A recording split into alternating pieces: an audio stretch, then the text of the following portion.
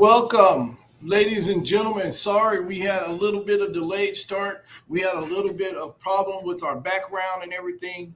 But tonight we're going to talk wealth and money. We're excited about what we're doing here. If I look a little out of pocket, we're trying something new, talking about wealth, money, and real estate.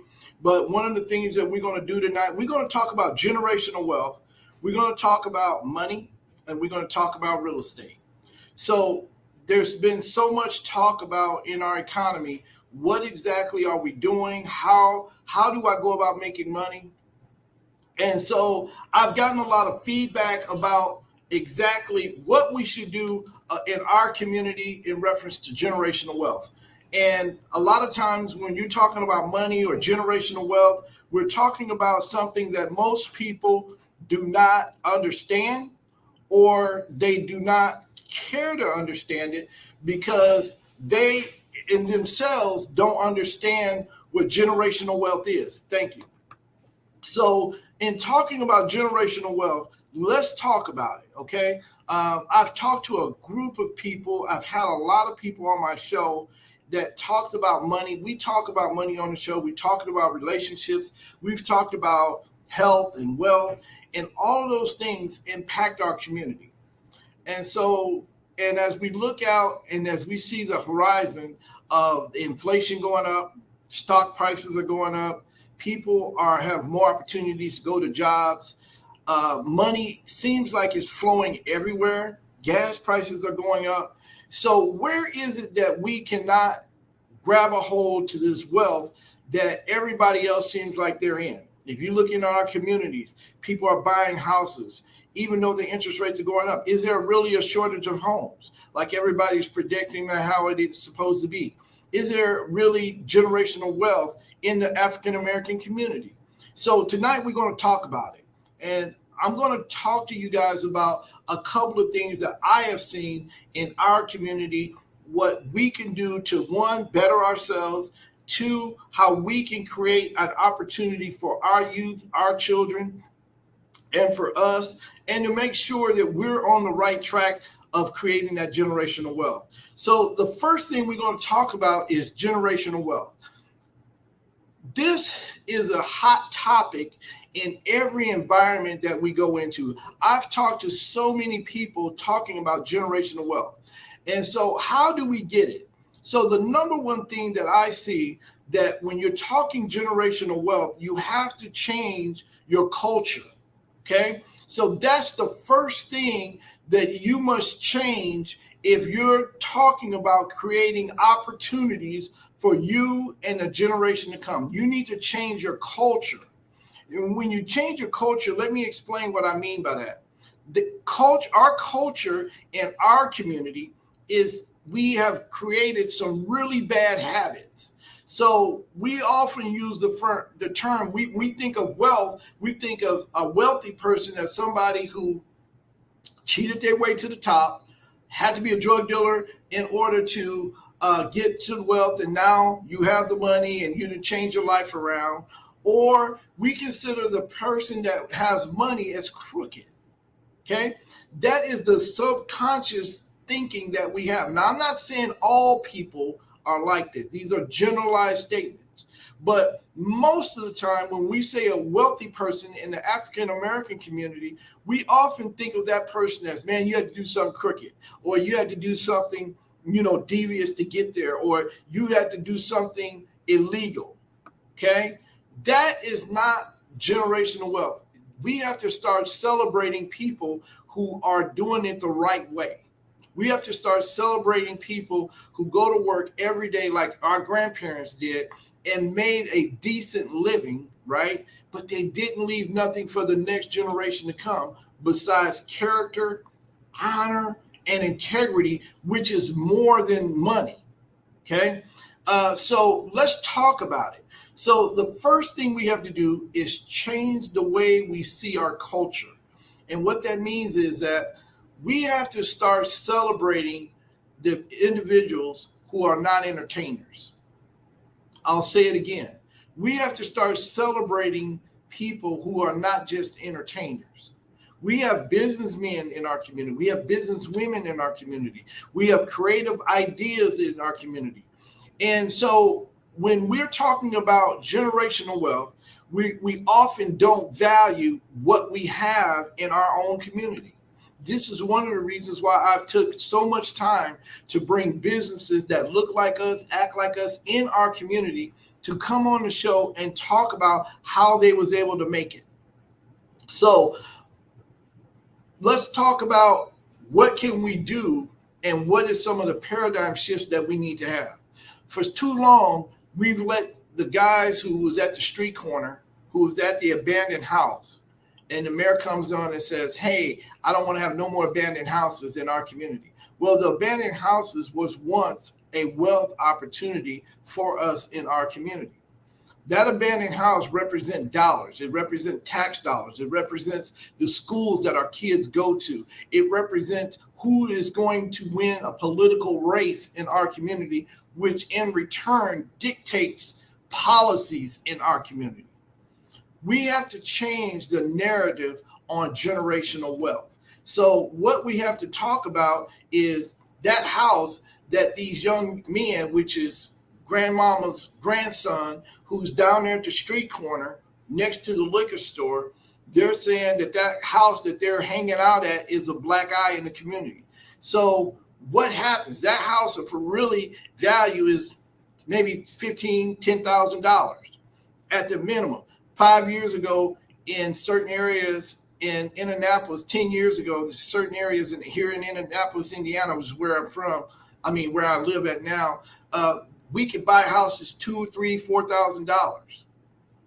Now that same house is going for $500,000. But when we used to hang out at that house, there was no value. But what happened was our government allowed tax breaks to come in and build up the community. And then we didn't have access to capital. We didn't understand what was going on.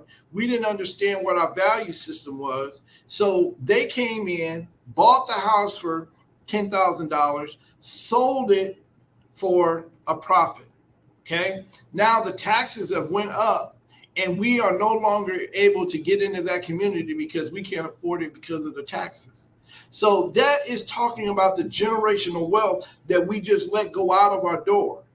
But we have to start creating that same mindset with ourselves to where we can network with ourselves in order to create those opportunities. So let's talk about it. When you're talking about generational wealth, you have to talk about your culture. Okay, what is your mindset? What is your thought process about money? What is your thought process about education? What is your thought process about business?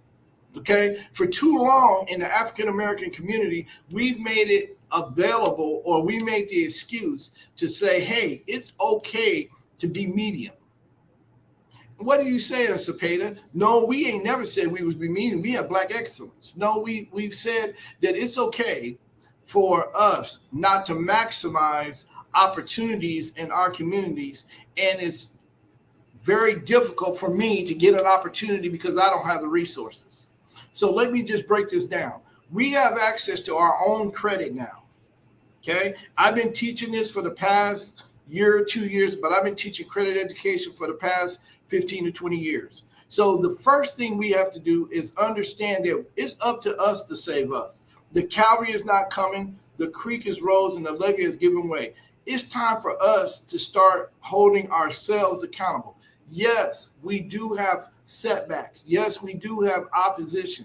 Yes, we do have all of those things in place, but we also have opportunity. So the first thing we have to look at is, what is my mindset towards money? What is my mindset towards money? Do I value it? So we can go out and buy some Yeezys for $500, but we won't take $500 to go set up a corporation and set up a business. That is a cultural problem.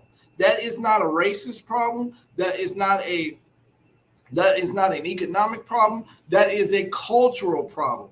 Our mindset must change. Let's talk about our relationships with each other. If a young man is trying to date a young woman, the first thing that she's going to say is, can you take care of me? You got to provide. You got to, even with the Will Smith incident, that everybody's talking about. But the real root of the problem is that the culture that we're living in is that we don't celebrate what we just accomplished. And what did we just accomplish? We just accomplished an opportunity for us to come into a whole different environment and be successful. But we didn't value that. So the next time we get that opportunity, other people is going to say, no, don't want to bring them on. That's what it was. When we're talking about conflict resolution, how do we deal with conflict resolution? That is a cultural problem. That is not an economic. Now, economic impacts that, but mainly it is a cultural problem. Our culture has to change. And when you're trying to change your culture, you have to change your mindset. And when you're trying to change your mindset, guess what happened? You begin to think of yourself as a positive individual. I'll use myself as an example. 15 years ago, I never would have been thinking about betting. I bet on myself, but I never would have thought about doing a sitcom like this. You might be saying, well, we didn't have access to the internet back then.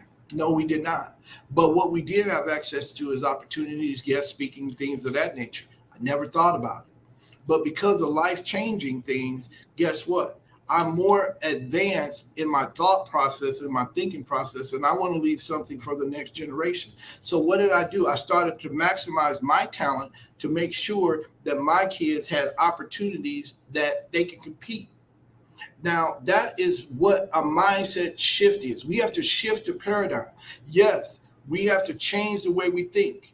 So what does that mean in relationships? That means that, when the way I see my brothers, the way I see my sisters, the way I see my future wife, the way I see my mother, my father, those things have to change. Okay. If you don't see yourself as being positive, then you have to see yourself as negative. So let's talk about it. So when you're talking about changing your generational curse, let's talk about changing it to wealth.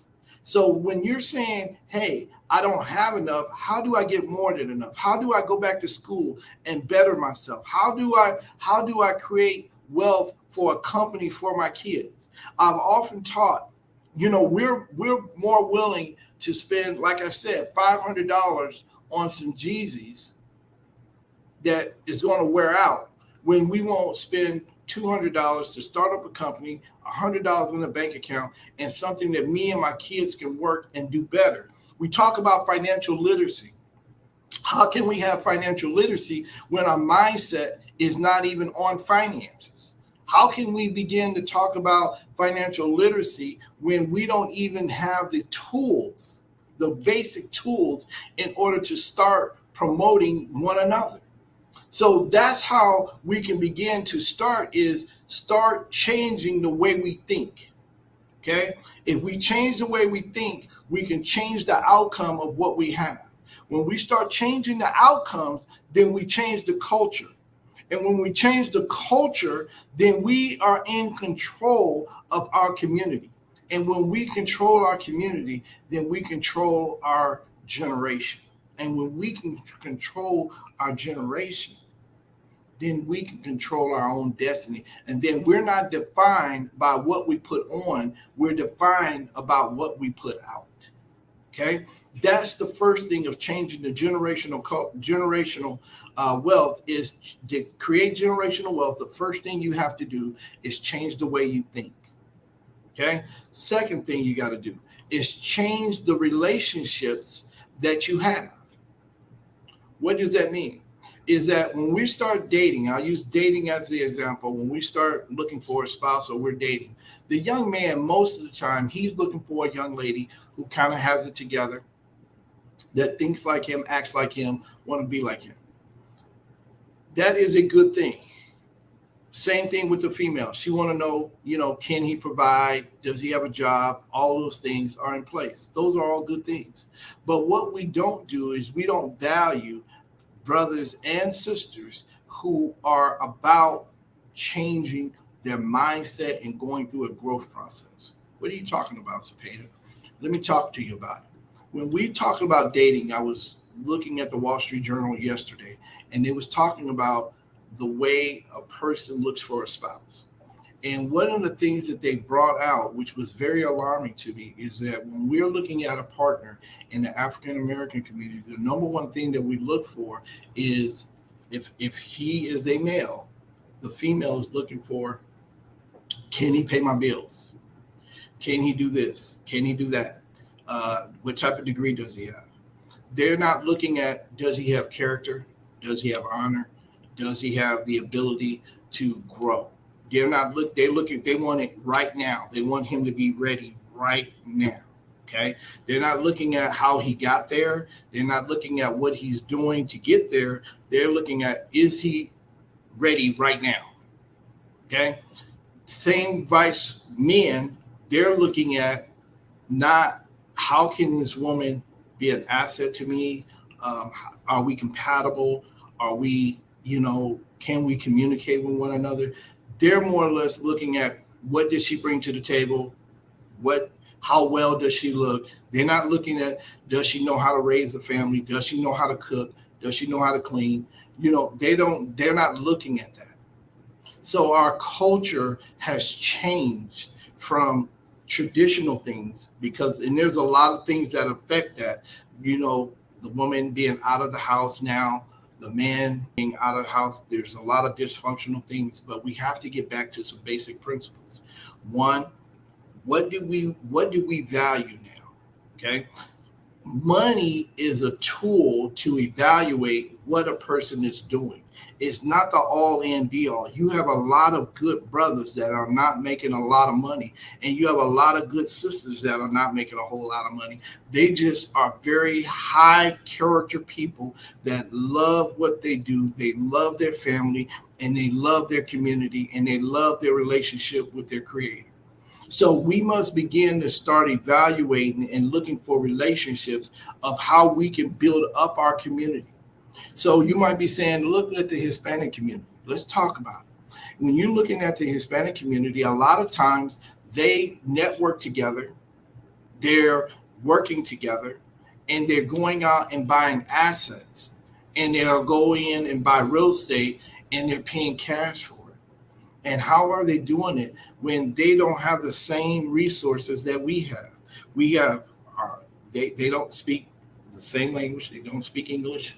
A lot of them don't have social security numbers, but they have access to capital. How did that happen?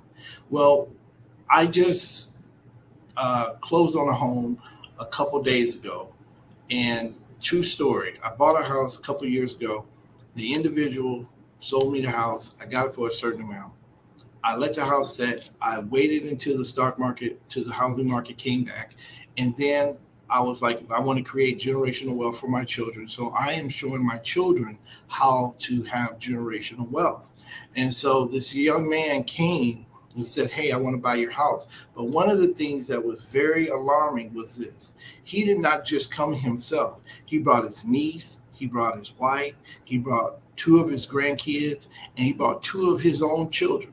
So when we start doing business in the African American community, we have to start including our kids to change the paradigm shift and to allow them to assist us with growing our businesses. So we must create businesses, create opportunities to where us and our children, we're working together as a unit. So that is where we are beginning to be dysfunctional.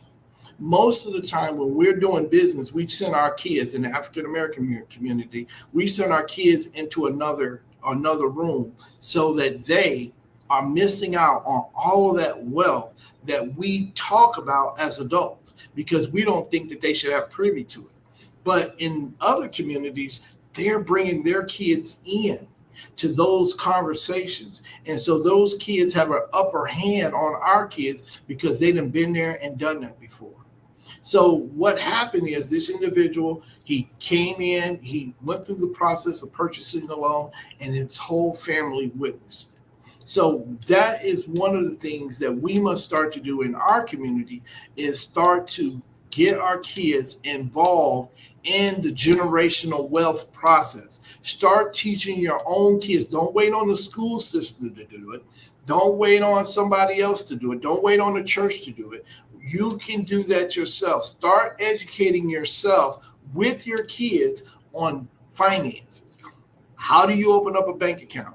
How do you look at a credit report? What is on a credit report? All of those things. What do we talk about the value of our community? What are we talking about houses in our community? Okay. We must start to talk to our children about jobs and opportunities in our communities that's been taboo. So that means the first thing we got to do is change our culture. And when you talk about changing your culture, you have to change your mindset. Okay. Second thing you must do, you must get your kids involved in the financial literacy progress. Because if you don't know it, that's fine. That's even a better opportunity. That is an opportunity for you and your children to learn together. You and your family members to learn together. People often ask me, Cepeda, how was you able to be successful in everything that you're doing? And I look at every aspect of my life, I have individuals that have poured into me. I have not done this by myself. I have individuals, you might say, Cepeda, give me some examples. Well, I go around a group of men, African American men, that has been married for over 20 years. Over 20 years. No divorce. Now, I'm not saying that people that get divorced is somebody's the problem. No, I'm not saying that. But what I'm saying is I know over 30 to 40 men that are 50 and younger that has been married for over 20 years. You talk about generational wealth, that is wealth right there. They're teaching the next generation on how you can commit to something and be successful at it. And I'm not saying that everybody has to go this route, but what I am saying is that when you're talking about generational wealth, you have to commit and create some habits that is going to be conducive to change the way you think. Okay, so as a man thinketh, so is he. So there's Napoleon Hill came out with a book called Think and Grow Rich. Okay, so he's talking about the way we think of wealth, the way we think of relationships, the way we think of one another. Okay, so let's talk about money. So a lot of times when we're talking about money, money is the number one uh, cause for divorce. They're the number one cause for stress. It's the number one cause for a lot of uh, things that go on in our community that is not positive. So you might think that money is the solution to all problems. That's not the case either. Money is just a tool that we can use in our community to help us get to where we want to be. Okay? What do you mean? The guy who had BET, Mr. Johnson, he owned BET. I remember when BET used to be the place where the African American community would go and watch TV. But when he sold it to Viacom, it began to change. Their culture changed. So what happens when we are not in control of our own culture, our own money, our own economic system in our community, then we allow outside forces to dictate what we can do, what we can see, what we can eat, what our kids learn, what we value as far as our protective system. This is why it's important that we understand what is going on in the real estate market, because this is a tool that other communities have used to create wealth. It's not in the entertainment business. It's in the real estate business. And you might be saying, Cepeda, I don't agree because we can buy stocks and whatever. All of those things, we have to get out of the mindset that in order for me to follow you, I have to see you doing a great thing before I even get on the boat. I often tell people when they tell me that, have you ever seen somebody? Did you see the person who made the hamburger at McDonald's? Or did you see the person who actually made your water when you went and bought it at the store? No, you did not. But why did you do it? Because why did you purchase that item? Is because of the brand. Well, as far as we are concerned, as African Americans in our community, we are overcomers. We have overcame. We're still here. If you have a business in our community, then if you've been in business for over 2 years, then you can celebrate and stick your chest out and say, hey, listen, we are great because even in this great economy and we have all of these vices against us, we are still here. So that is the uplift in our community to know that, hey, I have a business in our community that's viable. Okay, we have to walk in the spirit of excellence. Okay, let me give you some tools on what we can do to change the way we do things. The number one thing is when we're talking about being in debt or losing, is that we become emotional. Okay, so the first thing that we're dealing with, I'm going to deal with 7 emotions on how we need to change, bad emotions that we need to change if we're going to create generational wealth and if we're going to become wealthy in our own community. The first thing we got to stop is fear. A lot of us do not move forward because we're scared of what other people are going to say. If you cannot believe in yourself, if you can't bet on yourself, then that is the first thing, fear. Second thing, jealousy. We often get jealous when we see other people moving forward and we don't have the courage to do it ourselves. Jealousy sets in when we see that brother going or that sister going all out after what they believe, their value system, and we become jealous because we don't see ourselves moving forward in those areas. Hatred. Hatred.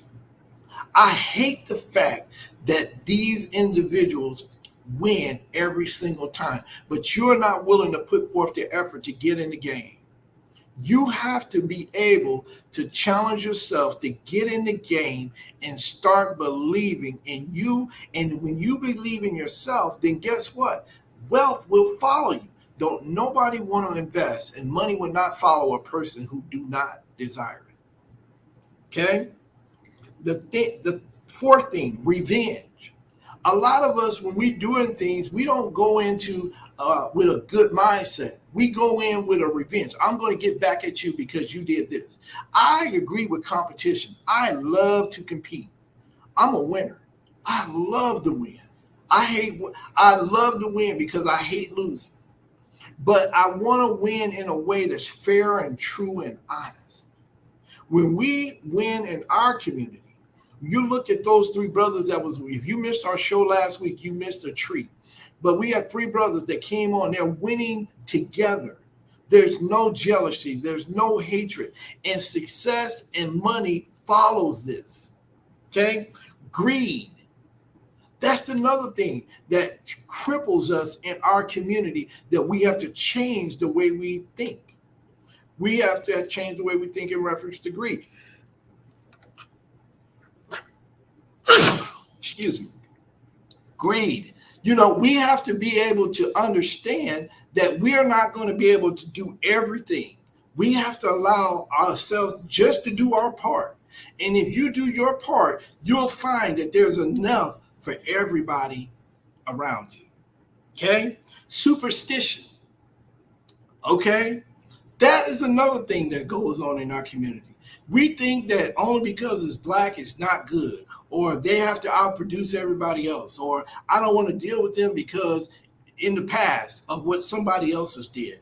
You know what? I've sit in a chair before and the chair is broken when I sit down and I put my weight on it. But that didn't stop me from sitting down in another chair. Okay? I'll say that again. I've sit in a chair and the chair is broke when I sit down. But that did not stop me from sitting in another chair. When I first started to walk, I have a grandson, and he's just now starting to walk. And when he first started to walk, he fell down a whole lot. But that didn't stop him from wanting to keep walking. So we have to start to break down the taboos in our community that says, hey, there's nothing good to come out of here. The Calvary's not coming, the creek is rose and the levee is giving way. And in fact, tell me this, if our community is so bad, why is there so many people that want to invest in our community? If our community is so bad, if Africa is so bad, we're going to talk about Africa. If Africa is so bad, why is that the only continent in the world that has its own resources, has its own oil, has its own gas, has its own gold, has its own silver, has its own, everything is there. Every other country needs another country in order for them to be successful. So why is it that we think that we don't have? We have more than enough. We just have to tap into our own resources and look at the person in the mirror and believe in ourselves. The fifth thing here is anger. We have to stop being angry about things that we can't control. I'll say that again. We have to stop being angry about things that we can't control. Once you begin to understand that I can control what I do, then you can start to accept failure, you can start to accept success, and you can start believing in other people. When we start to believe in our brothers and our sisters, then that creates generational wealth and money will follow.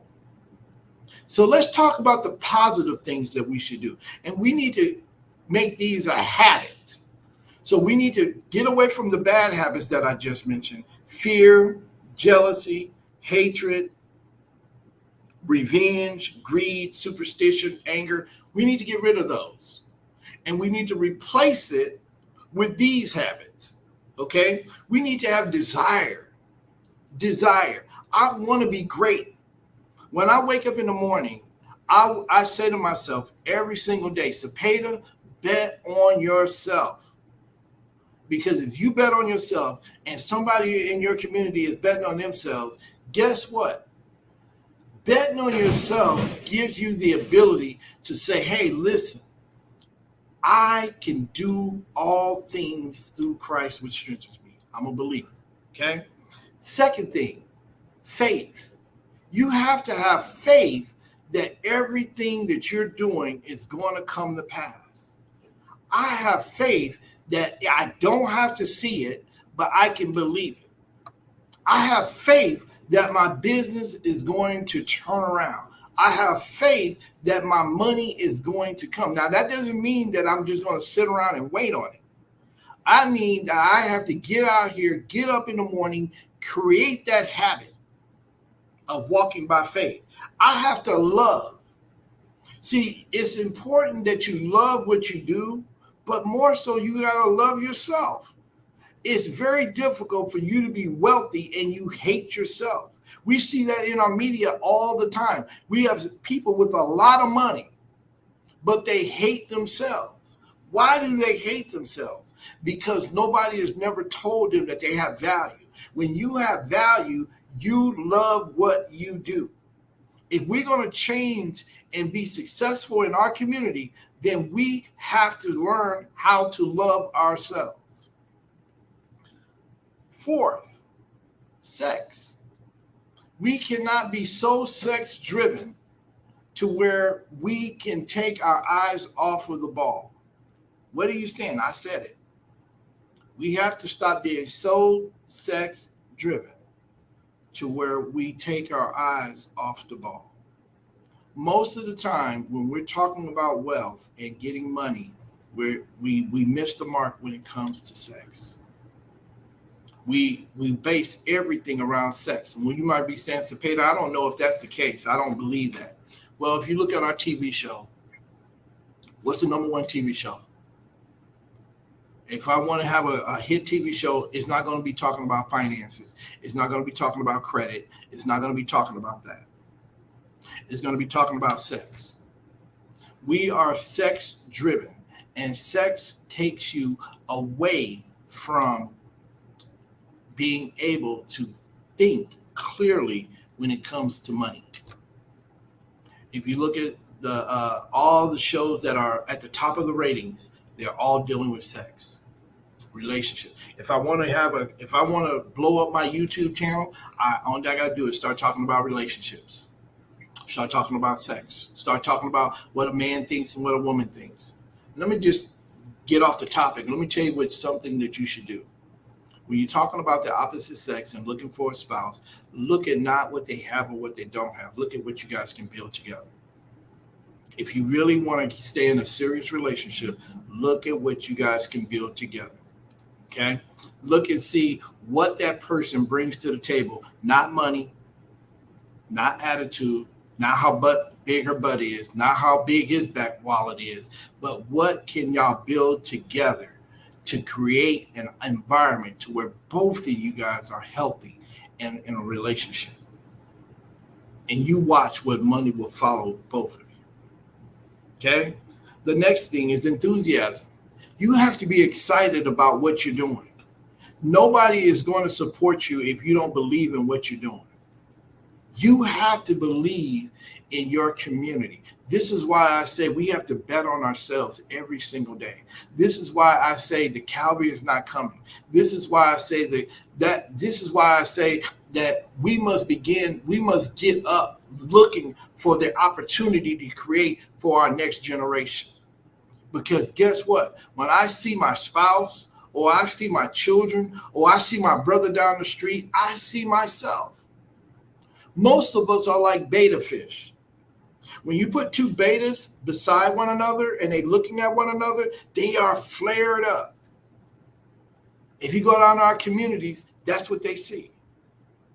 Many of our women are frustrated in our community, are frustrated because they say, there's no man around here. I have to be the man and the woman. No, you don't. Back in the day, we had uncles and aunts and brothers and not even family members that helped raise our community. We've gotten away from that. We got to get back to that, to where if you don't have a man in the home, guess what? Here go cousin Donut down the street. He got some glaze for you.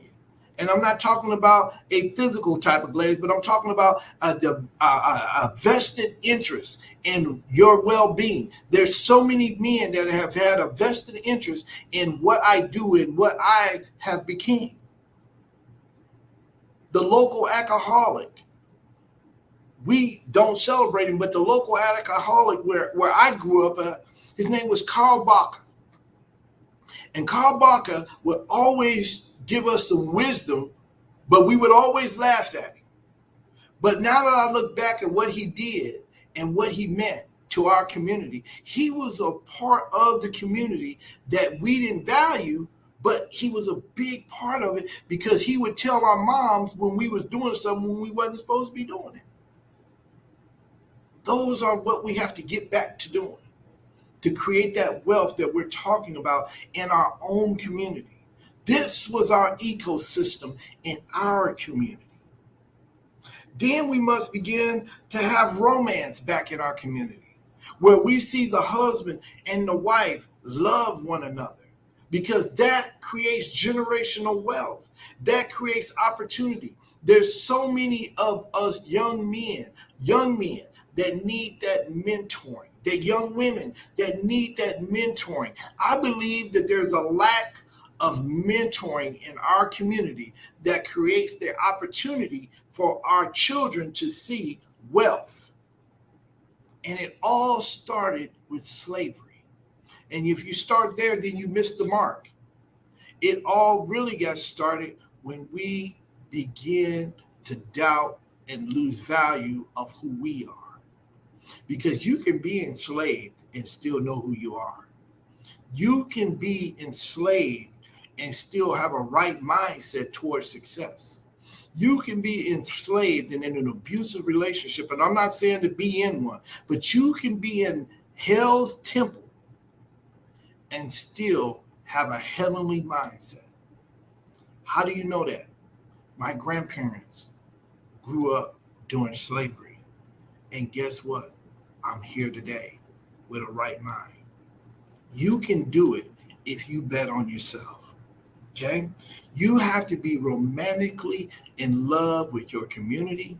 You have to be romantically in love with your spouse. You have to be romantically in love with your brothers and your sisters in your community. You have to be romantically in love with your children. You have to be romantically in love with the person in the mirror that you look at on a daily basis. This is how we get out of the rat race that we're in. Seventh thing, we have to hope. We can. Jesse Jackson said, "Keep hope alive." He was right in a certain aspect. Keep the hope alive. We have to keep hope alive in our community, because when you have hope, you have life. And when you have life, you have opportunities. And when you have opportunities, then that's where you have money. And when you begin to have hope and you believe in what you are doing, not what somebody else is doing, when you believe with an unchanging hand of what you do, then guess what you can do? You can start to break the chain of a generational curse. So how do we get to here where we're talking about now? I'm going to take the next 15 minutes to talk about what we can do in our own community. And I know that this is not a place where, I've been asked to talk about this generational wealth, and normally I bring businesses on.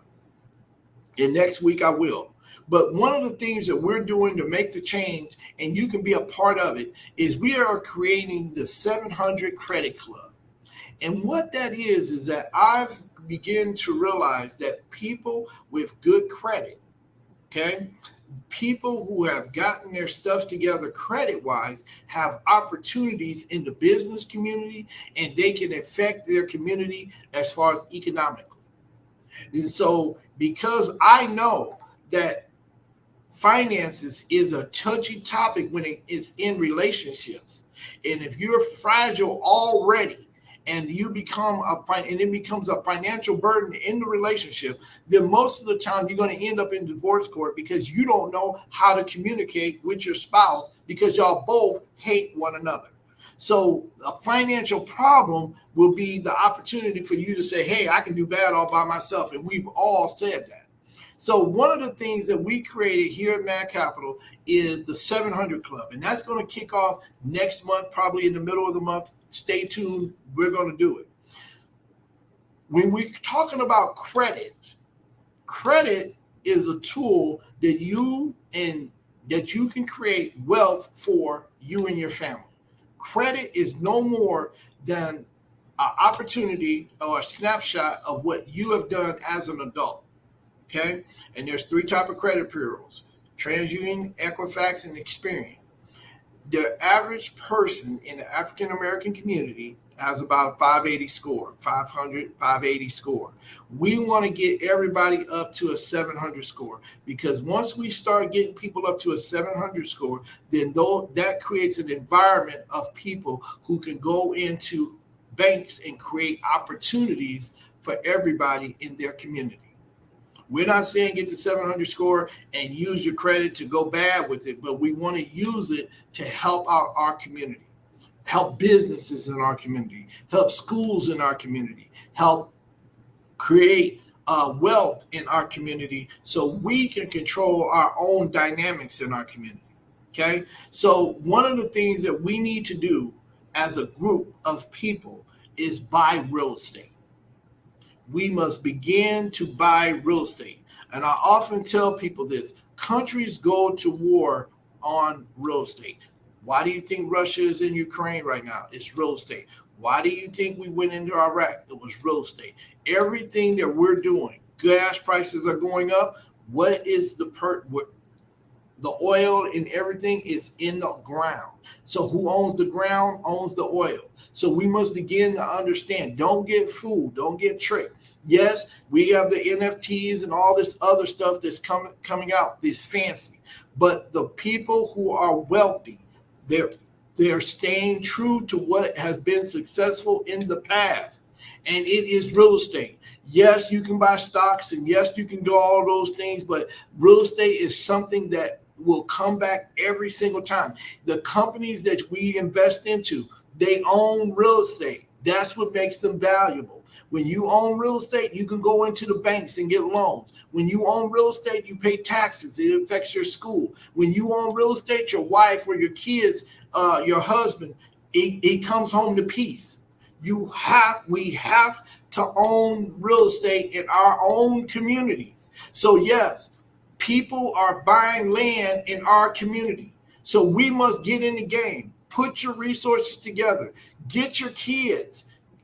Get your credit together. And all of you guys put your resources together and buy land, buy property. Get involved in that. Now, I know you might say I'm not a landlord. I don't want you to be a landlord, but you got to buy real estate. You got to get something that we own.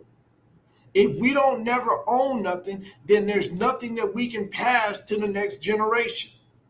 I'll say it again. If we don't never own nothing, then we can never pass nothing to the next generation. Talking about money, if we own the money, if we can follow the money leads us to real estate. Real estate leads us to credit. If we got good credit, we're going to get the lowest rate on the markets. The interest rates are still not 7.99, 8%. What happened is, let me just kind of talk about it. Interest rates was at an all-time low. It's been there for the past 2 years. The people that took advantage of this was major companies. Go look at the Wall Street Journals talking about mergers, acquisitions, loans.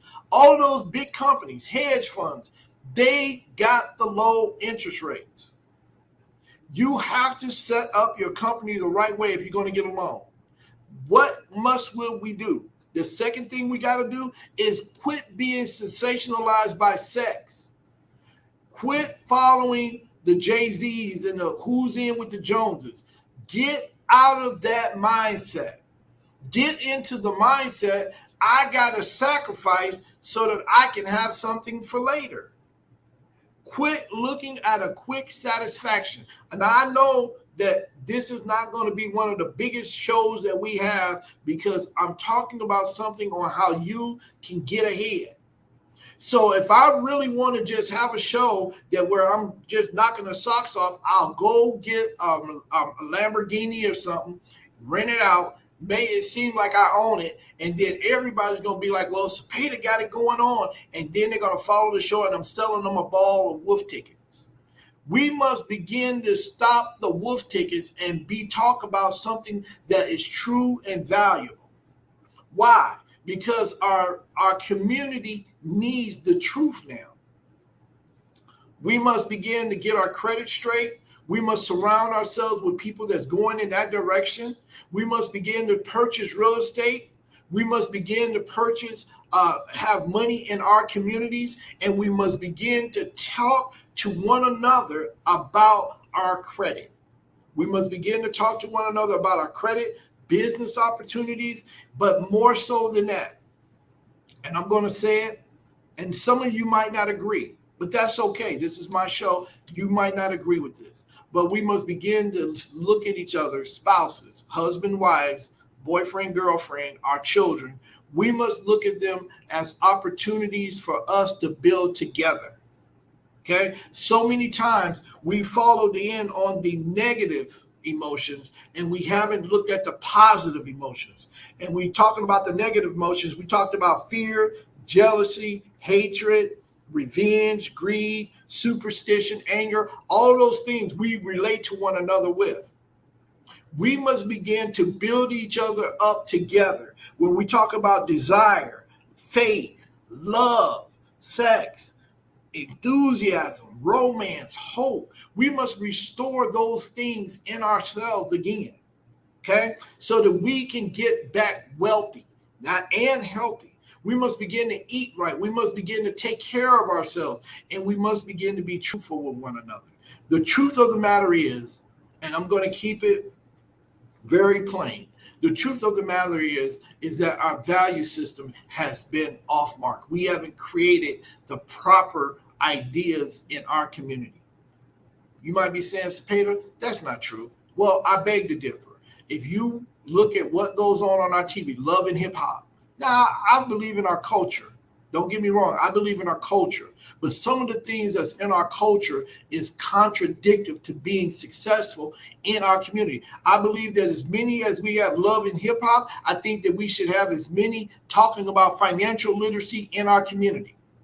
We should have more banks in our community. We should have more hospitals that look like us, act like us, be like us, because we are the ones with high blood pressure, diabetes, diseases that we don't know why we got and where it come from. Because our relationships are bad, so we can't get to where we need to go. So we must begin to trust one another. And it starts in the family. It starts in the family.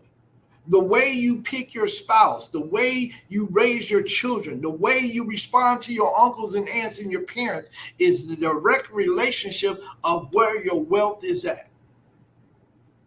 I'll say it again. The way we relate to one another in relationships is a direct relationship of where our wealth is at. When you're talking about buying a house, like I said, the young man that bought my house, he brought his whole family. And I was like, wow. Not only did he bring his whole family, they was involved in the whole process. One of the daughters was the interpreter. The wife was the writer. The kids was walking around looking over the contract, watching me. We must get our kids engaged also. But if they're at each other's throat, if they're arguing with one another, if the wife and the husband have hatred towards one another, if they're not trying to build something with one another, I would have seen that and I would have charged a higher price.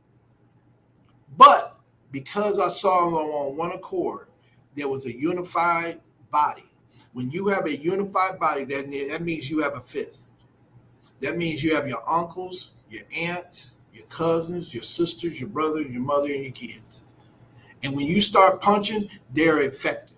Many of us have started punching and we're not effective. This is why we don't have banks in our community. This is why we don't really support one another. And this is why we hate one another, is because we've never loved ourselves. We have to get back to loving ourselves and believing in one another. That is what we must do if we're going to have generational wealth. Credit is one of the things that we can do, and it is a reflection of two parents working together or one parent working together to get to a common goal. 700 should be your goal. Once you get to that 700, then you can go out and purchase a home. You ain't got to score 700. You can have a 580 score, purchase your home, and get on the road to generational wealth. Because when you purchase that home, is studies after study after study says that those who own things take care of what they own. If we want to take back our community, we have to start one day at a time, investing into ourselves, investing into the person in the mirror. Because when you invest into yourself, you can invest into your wife and into your husband and into your kids. And then you can invest into your community. Then you can invest into this world that we live in. We are our greatest asset, and we can do anything that we set our mind to. I didn't open it up for questions today, but I wanted, because I've had so many people come up to me and ask, Cepeda, what do I need to do to get generational wealth? What does generational wealth mean? What must I do to get out of the financial problems that I'm in? One, you have to be disciplined. Two, which is the most important thing, you have to change the way you think. You have to change the way you think about money. You have to change the way you think about yourself. And you have to change the way you think about investing in other people. And that includes your spouse, kids, and everybody else around you. Once you begin to do those things, then you can start to get on the road to, I call it self-financial help. Then you're able to do that. This coming Saturday, we're going to be having a seminar at 11 o'clock to 1 o'clock. Credit education, real estate. I'm going to have some real estate agents there. I'm going to have some I'm going to be there teaching. I'm going to have an appraiser there that's talking about how your value of your homes can go up. And it's 11 to 1. And I know that most people are not going to come. And that's the tragic thing. Because if I had a Lamborghini or something or a party, they would be a long line. But because we're talking about something that can heal our community, we won't come out and support it. I'm asking you to start to change your paradigm shift, one person at a time. I'm asking you to share a lot of the things that we teach here. Bet on yourself. I'm asking you to share some of my Facebook Lives. We're going to bring on other businesses next week. I'm asking that you join the 700 Club. We're only going to charge about $45 a month for the class. And we're going to meet 4 times. And we're going to keep doing it. If you're trying to learn how to get involved in generational wealth, you need to become a part of the 700 Club. If you are trying to single parent, or it doesn't matter if you're a single parent or not, just don't make no excuses for yourself. Bet on yourself. It's not on me, it's on you. You have all the tools to be great by yourself. Okay, so make sure that you are betting on yourself. Create those opportunities. Create that wealth for yourself. We're going to create the 700 Club. Then we're going to have this coming Saturday. We're going to have the real estate agents there. The 2 young ladies that I had, Alita and Paulette, they're going to be there. They're the real estate agents. If you are looking to buy a house, they're going to be able to show you houses that particular time. And we're going to be able to get you approved right there on the spot. Okay? So we're going to be able to help you help yourself. Okay? You can buy a house. They're going to be available for you to buy a house. And I know you've been paying overpriced. We're going to have an appraiser there. He's going to talk about how the housing market is booming and what is to look for. I'm betting on you, and you need to bet on yourself. And when you begin to bet on yourself, then we can bet on each other. And that's how we have generational wealth. This is how we can get out of the rat race. And this is how we affect the economics in our own community. I'm a proud member of our own community. I come from our community. I'm invested in our community. My children live in our community. So why not bet on ourselves? Ladies and gentlemen, at 11 o'clock this coming Saturday, we're going to be at 9,000 Keystone in the Crossing. We're going to be there. We're going to be talking about home ownership. We're going to be talking about credit. It's free. But if you want to be a part of what we're doing, it's a small fee. It's less than a lunch a month. If you can afford to get to the Jeezys and all those type of things, you can bet on yourself. And I'm saying bring your kids too. Bring your kids too. Now, we're not going to have them jumping over everything, but bring your kids so that they can see excellence in our own community. Let them see how great we really are. And I believe that once we start to see how great we are, then we can affect the people around us. One thing I learned last week with the group of men that I loved last week, this show has been a blessing to me. But one of the things that they said, that they love one another. And that's something that when you love one another, then guess what? You can love yourself. You can love the people around you. You can love your wife. You can love your husband. You can love your children. Hatred is replaced with love. So once again, next week, we're going to bring on some more businesses. But this coming Saturday, at 11 to 1, if you are looking to get on the right track credit-wise, if you're looking to purchase a home, or if you're looking to even start a business of buying and selling homes, come this coming Saturday. It's free. It's not. Now, I don't like doing stuff for free, because free means that means you're not paying for it, and I'm paying for it. It's never nothing free. But I will take that bet on you and challenge yourself to get there at 11 o'clock And bring your kids. Don't let that be the reason that you don't come. Bring your husband, bring your wife, bring your uncles, bring your girlfriends. You women, y'all go to the beauty salon. Y'all will pay $175 to get your hair done. I want y'all to look good. Okay, I want y'all to look good. Brothers, y'all will pay whatever you do to get those tennis shoes. $300 for a pair of tennis shoes. Brothers, let's come together, put our resources together so that we may be able to impact our community. This is how we start. One, we gotta change the way we think. Two, we gotta have outcomes. Three, we gotta stay committed and we gotta discipline ourselves to carry it through. These are the things that I've been doing for the past 20, 30 years, 20 some years. And it's been very helpful. Now, does that mean that I've been perfect? No.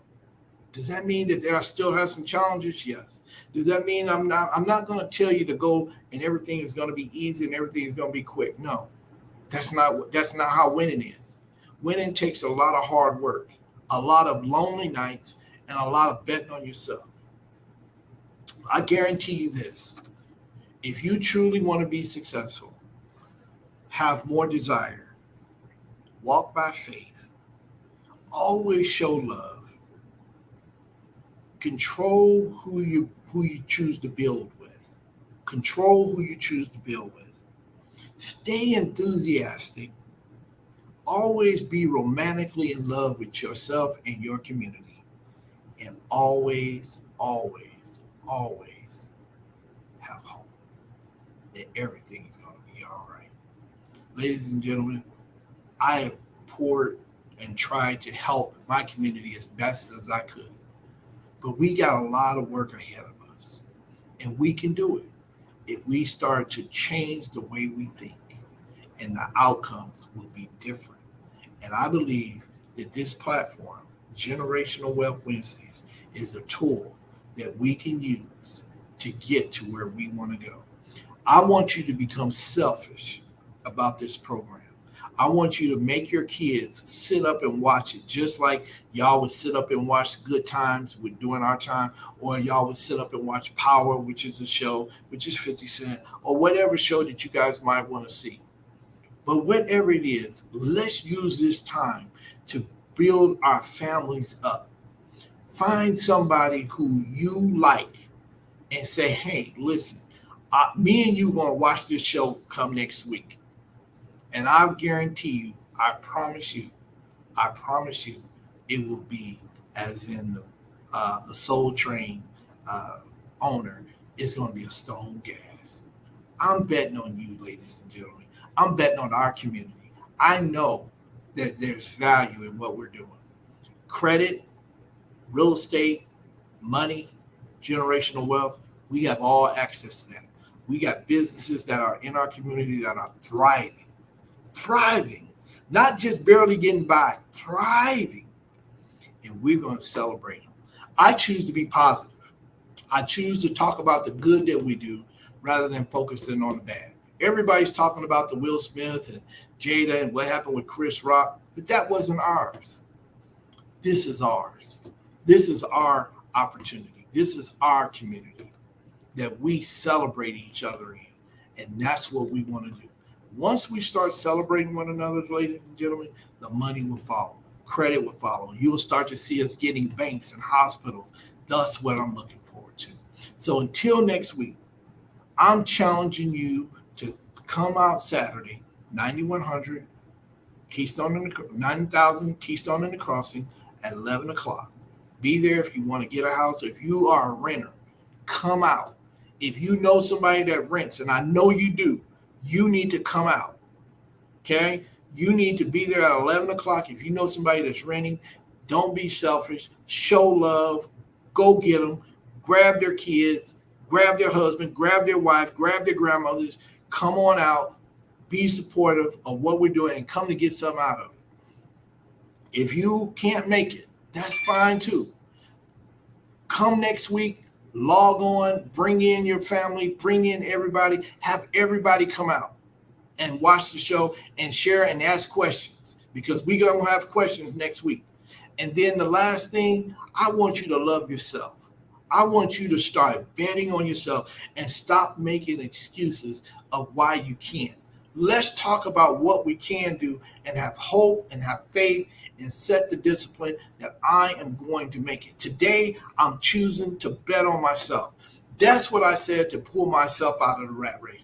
I began to tell myself, Cepeda, bet on yourself, bet on yourself, bet on yourself. And that's not arrogant and it's not conceited. It's just a reality that I have to encourage myself before I can encourage other people.